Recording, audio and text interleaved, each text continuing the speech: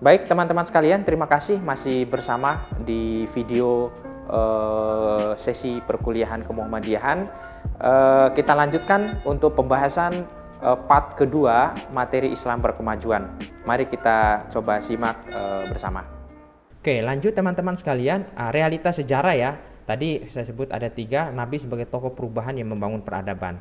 Nah, kalau kita mau meneladani Nabi, teman-teman, Nabi itu adalah seorang tokoh. Pak Kontuwijo itu menyebut Nabi itu adalah seorang tokoh yang liberatif ya, membebaskan. Seorang tokoh yang humanis ya, yang memiliki nilai-nilai kemanusiaan yang sangat tinggi, dan seorang tokoh yang selalu mensandarkan kehidupannya kepada cita-cita ilahi ya. Maksudnya transendensi itu adalah berpusat bahwa segala apa yang kita lakukan itu adalah berpusat kepada pertanggungjawabannya kepada Allah. Nah ini di Mekah ketika pertama kali Islam dideklarasikan teman-teman sekalian, Nabi itu membangun apa yang kita sebut egalitarianisme dan persaudaraan kemanusiaan. Jadi antara laki-laki dan perempuan itu memiliki derajat yang sama di mata Allah. Yang sebelum itu perempuan itu dihinakan, perempuan itu kan dianggap apa ya makhluk nomor kesekian, bahkan dianggap sangat kotor gitu ya, sehingga bahkan dibunuh ya ketika mereka bayi dan seterusnya. Nah begitu juga tidak ada perbedaan antara kulit hitam, kulit putih, antara satu suku yang ini dengan suku yang lain. Ini betul-betul luar biasa, dan itu adalah salah satu indikator peradaban modern gitu ya, yaitu egaliter, kemudian memiliki nilai-nilai humanis yang tinggi, persaudaraan kemanusiaan dan seterusnya. Dan itulah mengapa ketika Nabi datang, keadilan itu betul-betul menjadi isu yang sangat penting teman-teman sekalian. Yaitu ada keadilan ekonomi, maka ditawarkan zakat, ditawarkan menyantuni fakir miskin, du'afa, mustad'afin. Ya ada keadilan politik ya, di mana politik itu dikuasai oleh segelintir orang yang sangat rakus. Kemudian Nabi menawarkan tentang persamaan ya manusia di hadapan Allah ya. Kemudian keadilan sosial, dan saya kira isu keadilan sangat ini, dan ini bicara tentang justice teman-teman, itu adalah indikator yang paling penting di dalam sebuah negara maju atau peradaban yang maju. Kemudian Nabi membangun resolusi konflik. Saya kira teman-teman bisa membaca Piagam Madinah, itu adalah resolusi konflik yang paling mulia ya sepanjang sejarah manusia, karena Nabi bisa membangun kehidupan berdampingan ya, dari berbagai suku, agama, bahkan kepentingan berbeda dengan hak dan kewajiban yang sama tentunya. Nabi membangun masyarakat yang berkeadaban. Saya kira teman-teman bisa baca sejarahnya. Dan Nabi membangun kota Madinah, Al-Madinatu Al-Munawwarah ya, bahkan disebut sebagai kota Madani atau masyarakat Madani ya, di mana masyarakatnya memegang teguh nilai-nilai keadaban dan nilai-nilai kemajuan. Dan ini yang perlu dicatat juga teman-teman mahasiswa sekalian, selama 6 abad itu Islam membangun peradaban, atau Islam berkontribusi bagi kehidupan manusia di dunia.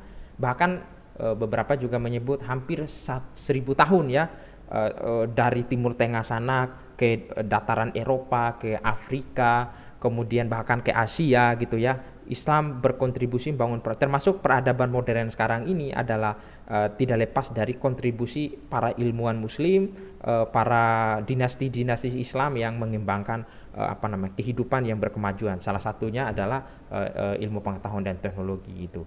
Nah ini fakta sejarah gitu ya.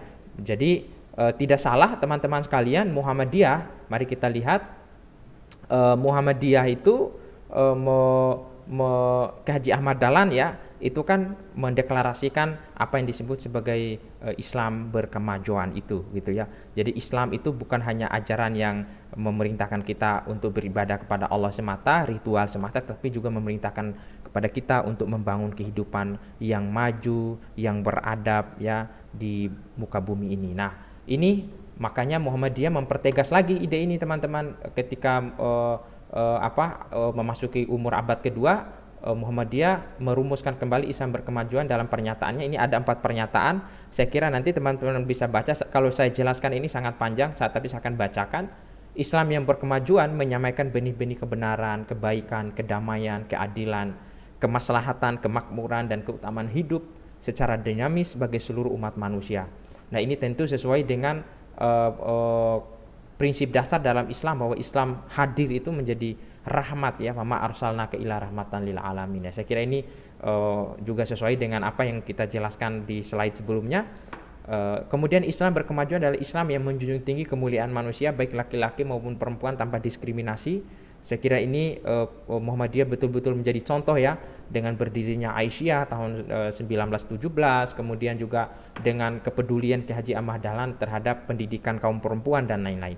Kemudian yang berikutnya dalam pernyataan pikiran Muhammadiyah tentang Islam berkemajuan ini menyebutkan bahwa Islam berkemajuan adalah Islam yang menggelorakan misi anti perang, anti terorisme, anti kekerasan, anti penindasan, anti keterbelakangan, anti terhadap segala bentuk pengerusakan di muka bumi seperti korupsi, penyalahgunaan kekuasaan, kejahatan kemanusiaan, lalu eksploitasi alam, serta berbagai kemungkaran yang menghancurkan kehidupan. Ini luar biasa, saya kira inilah misi yang sesungguhnya dari Islam ya, yang digelorakan oleh Rasulullah itu sebetulnya. Yang berikutnya poin dari pernyataan pikiran Muhammadiyah adalah Islam berkemajuan adalah Islam yang secara positif melahirkan keutamaan yang memayungi kemajemukan suku bangsa, ras, golongan, dan kebudayaan umat manusia di muka bumi. Jadi ini juga sesuai dengan keteladanan Rasulullah ya, ketika membangun hubungan atau relasi dengan non-muslim atau yang berbeda suku, budaya atau agama. Nah ini juga saya kira yang dilakukan oleh Muhammadiyah di Indonesia, bagaimana menjaga atau memayungi kemejemukan itu. Oke teman-teman sekalian, kita lanjut. Ini pilar-pilar Islam berkemajuan, kita juga perlu mengenalnya. Ini berdasarkan pemikiran Profesor Abdul Mu'ti ya, bahwa ada 5 pilar Islam berkemajuan. Saya kira teman-teman kalau mengikuti Odi dulu pernah mendapat ini ya, bahwa pilar Islam berkemajuan itu ada tauhid yang murni, memahami Al-Quran dan Sunnah secara mendalam, melembagakan amal soleh yang fungsional dan solutif, lalu berorientasi kekinian dan masa depan, dan terakhir itu adalah Muslim berkemajuan itu dia bersikap moderat, toleran, dan suka bekerja sama. Saya kira saya tidak akan menjelaskan secara lebih detail ini. Saya yakin teman-teman sudah dapat. Intinya adalah bahwa kalau kita tidak memiliki jiwa tauhid yang murni, itu kita sulit untuk lepas dari keterbelakangan, lepas dari kebodohan dan seterusnya. Karena tauhid itu kan prinsipnya kan memerdekakan jiwa manusia. Jadi manusia hanya bergantung kepada Allah, manusia hanya mengorientasikan hidupnya kepada Allah dengan menjalankan segala perintahnya. Salah satu perintahnya tadi, manusia adalah aktor perubahan, manusia adalah khalifah dan seterusnya. Memahami Al-Quran Sunnah secara mendalam. Jadi Muhammadiyah tidak hanya membaca Al-Quran itu secara tekstual ya, tetapi juga berusaha memahami Al-Quran itu dengan berbagai pendekatan yang ada, termasuk pendekatan berbagai ilmu yang ada ya, sehingga Al-Quran dan Sunnah itu bersifat universal, selalu sesuai ya dengan perkembangan zaman dan dalam kondisi apapun, dimanapun gitu ya. Jadi itu. Kemudian melambangkan amal soleh yang fungsional dan solutif ini saya kira wujudnya dalam bentuk pendidikan, kesehatan, amal-amal sosial lainnya, panti asuhan dan lain-lain. Jadi amal soleh dalam pengertian Muhammadiyah teman-teman bukan hanya sekedar yang ritual-ritual saja atau memberikan infak ya, tapi amal soleh itu adalah bisa dalam bentuk kerja-kerja yang bermanfaat untuk kemanusiaan. Saya kasih contoh teman-teman yang kedokteran, kalau menemukan obat, misalnya obat COVID-19 dan itu bermanfaat untuk orang banyak, saya kira itu juga amal soleh ya. Mendirikan lembaga-lembaga yang memberi manfaat kepada kehidupan orang banyak juga itu adalah amal soleh. Jadi itu bersifat namanya fungsional dan solutif.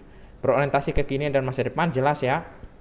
Tidak hanya dengan masa lalu, tetapi juga seorang muslim yang berkemajuan itu adalah muslim yang berorientasi menjawab masalah hari ini dan juga menjawab masalah di masa mendatang. Dan yang paling penting ini adalah bersikap moderat, toleran, dan suka bekerja sama. Ini poin penting ya, seorang muslim yang meneladani Rasulullah ya, memiliki nilai-nilai progresif itu, kemajuan itu, dia bersikap moderat, toleran, dan suka bekerja sama. Jadi dia tidak mudah mengkafirkan orang ya,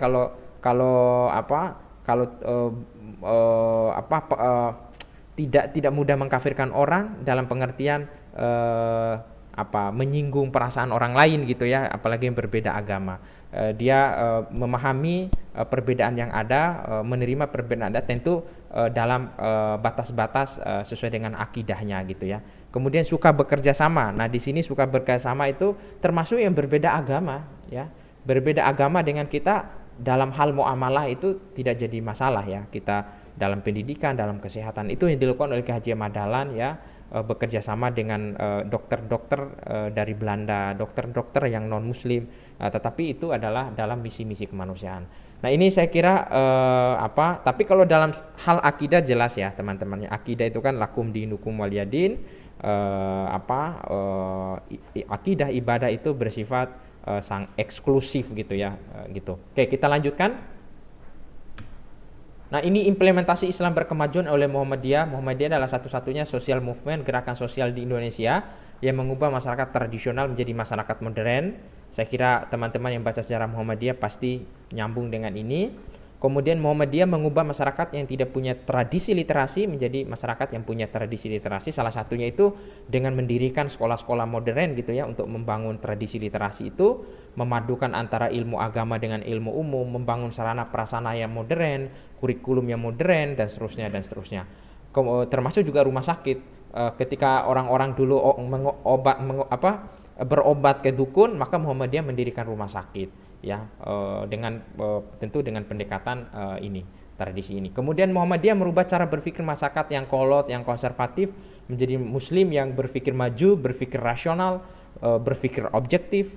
Nah, pada titik ini Muhammadiyah telah melahirkan banyak tokoh dan pahlawan nasional dalam perjuangan kemerdekaan dan kemajuan bangsa. Saya kira teman-teman sekalian banyak sekali, karena gagasan yang terus ya digelorakan oleh Muhammadiyah ini, bahwa Islam itu adalah agama yang mendorong kita untuk maju, itu melahirkan para kader-kader yang berjuang atau memiliki karakter berkemajuan. Saya sebut mulai dari K.H. Ahmad Dahlan, kemudian tokoh-tokohnya banyak ya. Bung Karno sendiri adalah tokoh Muhammadiyah ya, seorang guru Muhammadiyah di Bengkulu yang pikiran-pikirannya juga banyak terilhami dari gagasan Muhammadiyah. Beliau juga menyebut api Islam itu ya, bahwa Islam itu berkemajuan gitu ya. Kemudian peletak dasar Pancasila atau perumus Pancasila, dan banyak lagi ya, termasuk jenderal atau panglima pertama TNI kita juga dari kader. Ini semua tidak lepas dari gagasan Islam berkemajuan yang digelorakan oleh K.H. Ahmad Dahlan gitu ya. Saya sering ini ya ke teman-teman mahasiswa, mereka menganggap kalau Jenderal Sudirman itu bukan kader Muhammadiyah. Nah, saya ingin kasih tahu bahwa beliau adalah kader inti di Muhammadiyah dan seorang tokoh di Hizbul Wathan gitu. Jenderal Sudirman, kemudian seperti yang saya sampaikan tadi, perumus Pancasila ada Ki Bagus Hadikusumo, ada Kasman Sungedimijo ya, kemudian siapa lagi, ada Kahar Mujakir, dan banyak tokoh-tokoh yang lain, termasuk Buya Hamka adalah seorang tokoh inti di Muhammadiyah yang yang berkontribusi luar biasa ya, mendorong kemajuan bagi kehidupan umat dan bangsa. Nah, ini beberapa kontribusi, dan terakhir Muhammadiyah menghadirkan bukti-bukti nyata atau peranata sosial baru ya, yang sebelumnya belum ada ya, seperti sekolah modern, rumah sakit, dan juga mendirikan organisasi perempuan. Ini tadi saya sempat singgung di slide berikut sebelumnya. Kemudian satu-satunya gerakan perempuan yang dilahirkan oleh organisasi Islam adalah Muhammadiyah dengan mendirikan Aisyah tahun 1917. Saya kira ini beberapa contoh yang bisa kita ini. Oke, kita lanjutkan teman-teman sekalian. Nah, makna Indonesia berkemajuan, kita akan hubungkan konsep Islam berkemajuan ini dengan Indonesia berkemajuan. Nah, Indonesia berkemajuan itu kan sebetulnya memiliki dimensi-dimensi yang cukup luas ya. Paling tidak di sini saya singgung ada 3, berkemajuan dalam semangat, alam pikir, perilaku, dan senantiasa berorientasi ke masa depan. Nah, ini berkemajuan di aspek ini. Kemudian dimensi lain, berkemajuan untuk mewujudkan kondisi yang lebih baik dalam kehidupan material dan spiritual. Nah, kemajuan itu bagi Muhammadiyah ya, bangsa yang maju itu bukan hanya bangsa yang maju dalam aspek material, tapi juga maju dalam aspek spiritual. Oke, kemudian yang terakhir, dimensi Indonesia berkemajuan yang ditawarkan Muhammadiyah, salah satunya terakhir adalah berkemajuan untuk menjadi unggul di berbagai bidang dalam pergaulan dengan bangsa-bangsa lain. Nah, ini coba kita lihat teman-teman sekalian, tinggal beberapa slide lagi. Kita coba lihat terakhir ini bagaimana sih hubungan Islam berkemajuan dengan Indonesia berkemajuan. Supaya kita bicara Islam berkemajuan itu sekali lagi dalam konteks bagaimana berkontribusi bagi kemajuan Indonesia kan gitu. Nah, yang pertama gini, dalam pandangan Islam, agama tidak hanya mengatur hubungan manusia dengan Allah yang Maha Pencipta ya, yang kita kenal itu habunillah, tetapi juga mengatur dan memberi arah kehidupan dalam hubungan antar umat manusia yang membentuk peradaban hidup yang utama. Nah, disinilah teman-teman letak esensi agama dalam kehidupan bangsa dan umat manusia. Nah, ini yang pertama. Yang kedua, oke, saya percepat sedikit. Agama bagi kehidupan bangsa Indonesia dapat dijadikan sebagai sumber nilai pedoman hidup, panduan moral, dan etos kemajuan. Nah, nilai-nilai agama dapat menumbuhkan etos keilmuan, orientasi pada perubahan, kesadaran akan masa depan yang lebih baik, pendaya gunaan sumber daya alam secara cerdas dan bertanggung jawab, inovasi atau pembaruan, kebersamaan dan toleransi, lalu disiplin hidup, kemandirian, dan hal-hal lain yang membawa kemajuan. Nah, ini nih, poin kedua ini saya kira seringkali ini ya, ketika Muhammadiyah itu terus mendorong gagasan-gagasan agama dalam konteks ini, yang poin kedua ini, tapi mohon maaf tidak sedikit juga ya kelompok-kelompok lain yang mempertentangkan nilai-nilai universalitas agama ini dengan ekspresi keberagamaan yang kita sebut itu eksklusif bahkan konservatif gitu ya. Nah ini, sekali lagi bangsa Indonesia sangat butuh gitu ya, sangat butuh sekali kalau 80-90% mayoritas umat Islam ini memiliki kesadaran beragama seperti ini. Saya kira itu akan memberi daya dorong bagi kemajuan bangsa Indonesia. Ini hubungan Islam berkemajuan dengan Indonesia kemajuan. Yang terakhir ini ketiga, berbagai macam krisis dalam kehidupan berbangsa dan bernegara, termasuk merebaknya isu korupsi, kemaksiatan, dan ketidakadilan, antara lain karena lepasnya nilai agama dari kehidupan kebangsaan dan kenegaraan. Nah, ini pentingnya bagaimana sistem nilai ya yang kita sebut Islam berkemajuan ini itu menjiwai kehidupan, seluruh dimensi kehidupan berbangsa dan bernegara kita. Sebab kalau tidak teman-teman, sekali lagi, kalau lepas dari nilai-nilai itu, sekalipun dia muslim ya, pergi hajinya berkali-kali ya, tapi kalau nilai-nilai Islam yang mengandung kemajuan ini itu lepas dari dirinya, maka itu tadi akan berdampak pada krisis. Ya terjadi korupsi, jual beli undang-undang, ini sekarang kan lagi heboh nih ya, Omnibus Law ini kan, jual beli undang-undang, jual beli jabatan, moralitas yang rendah dari pejabat publik ya, dan seterusnya, itu berpengaruh kepada berdampak ya. Kalau korupsi tinggi ya pasti berdampak ke pendidikan, berdampak kepada sektor ekonomi, pembangunan, disuruh kan gimana uangnya dikorupsi misalnya. Ini sekali lagi itulah pentingnya bagaimana nilai-nilai Islam itu harus menjiwai kehidupan bangsa kita. Nggak boleh dipisahkan. Kita memang bukan negara sekuler, bukan negara agama, tapi kita adalah negara Pancasila yang dimana di dalamnya adalah rohnya adalah agama itu sendiri, itu nilai-nilainya gitu. Saya kira itu teman-teman sekalian materi kita kali ini. Islam berkemajuan sekali lagi harus menjadi semangat kita semua, mahasiswa UHAMKA khususnya harus menjadi bagian dari menggelorakan pikiran dan semangat gerakan ya, pembuktian bahwa Islam itu justru dengan Islam saya muslim dan saya maju, saya muslim saya berkarya, saya muslim saya membuktikan kebermanfaatan hidup saya bagi umat, bagi bangsa, bahkan bagi kehidupan seluruh manusia. Jadi itu. Nah, terakhir sekali lagi ini ada pesan Hamka Muda untuk Indonesia berkemajuan. Saya kira demikian materi ini teman-teman sekalian. Mudah-mudahan kita bisa menjadi bagian dari gerakan Islam berkemajuan. Tentu dengan berbagai bidang kita ya. Ada yang di pendidikan, ada yang di ekonomi, ada yang di psikologi, kedokteran, teknik, dan seterusnya ya. Tentu itu semua adalah sarana bagi kita untuk menjadi bagian penting di dalam memajukan kehidupan umat dan bangsa. Dengan semangat sekali lagi, nilai-nilai Islam berkemajuan itu harus menjadi pikiran dan daya dorong dalam pribadi kita.